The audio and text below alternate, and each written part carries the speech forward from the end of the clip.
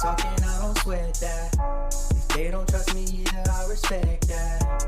But she need down the ride, oh I bet that. Ooh, I slide for my people, don't forget that. Don't forget that, don't forget that. Ooh, I slide for my people, don't forget that. Don't forget that, don't forget that. Ooh, I slide for my people, don't forget that.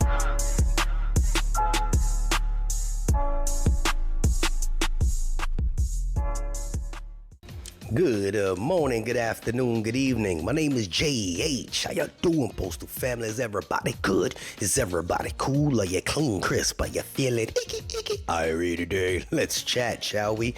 So you clicked the video because you want to hear about this new Postal Service Health Employee Benefits thingamabob, jiggy jam, whatever they got going on. In a couple minutes, I'm going to leave the video to play so you can hear it from their mouth.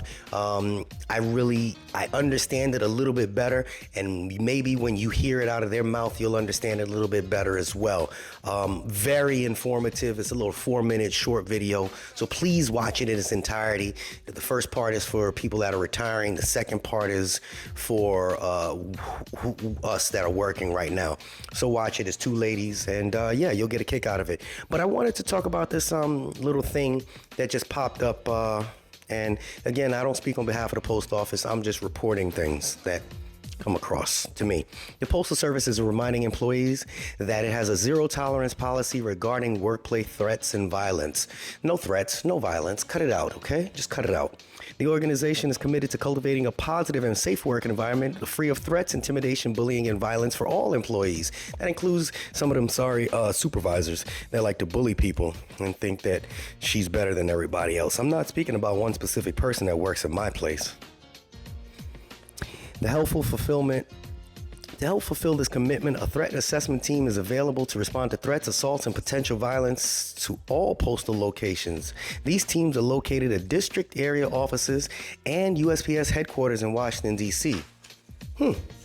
Team members are trained to assess potential threats of harm, whether implied or direct. Implied means you know what I'm about. You already know what I'm about. That's implied.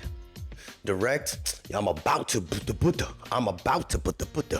There's two different things, and doesn't matter how tall and goofy you look, you ain't doing nothing to nobody.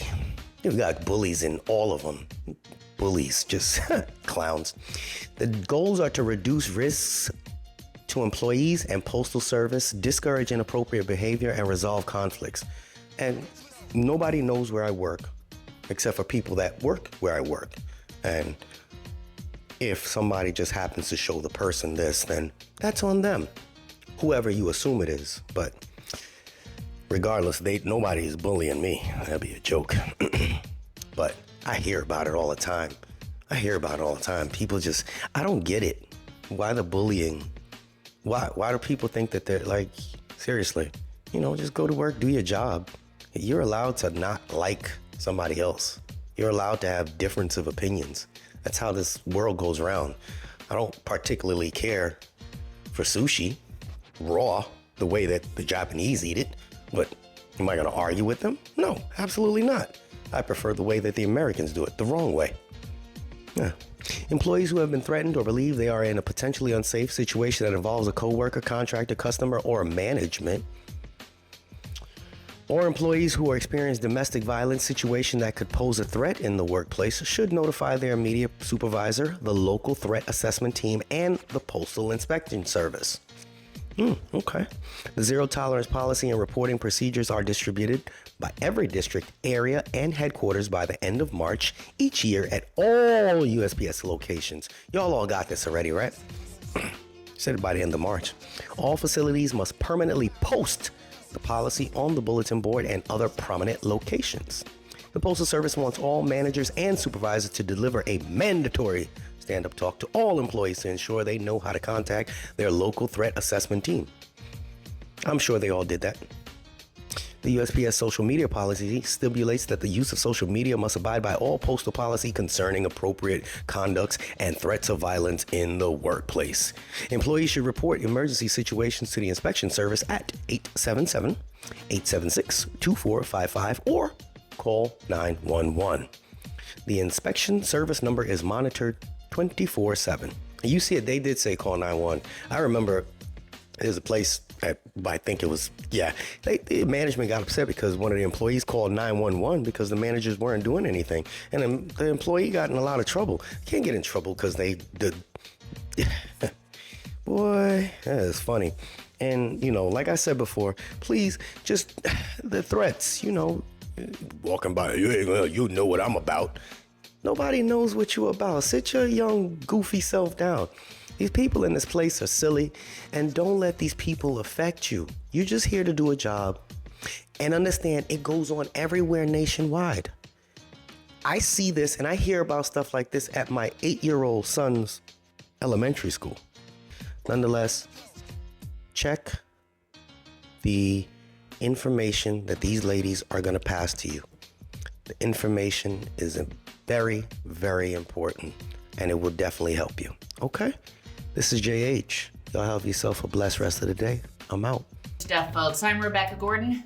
I'm Sylvia Gordon. We're talking about the new law that goes into effect January 1st of 2025 that impacts the millions of people that are Postal Service federal retirees and their family members.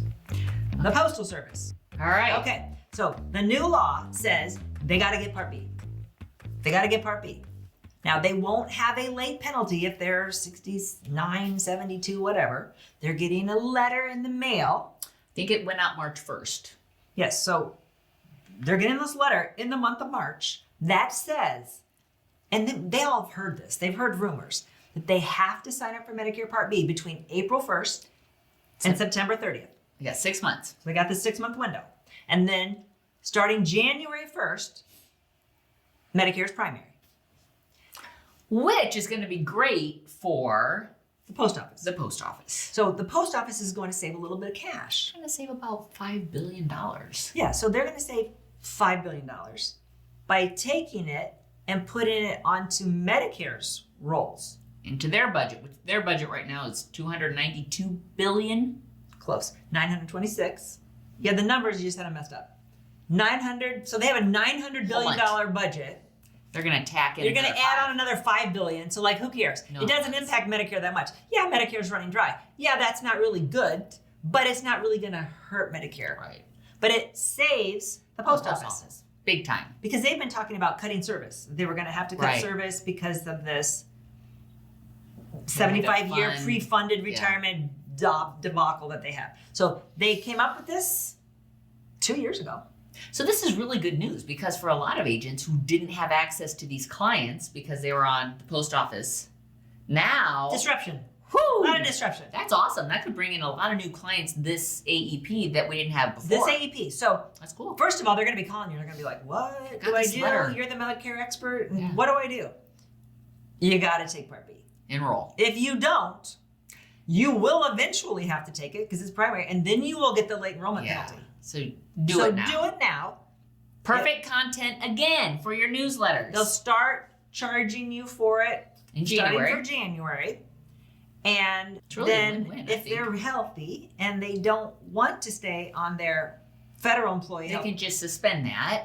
and they could go to Go to Medicare Advantage. Advantage, just like regular Perfect. federal employees. So when we talk about federal employee health benefits, FEHB, such as the people that work at CMS, TSA. FEHB, Post office. All they're that. making it, they're carving the Postal Service out, and they are putting them on a new type of federal employment group health plan called PSHB, Postal Service Yes. Health Benefits. And they don't have it worked out yet, but they said it's going to be similar to FEHB.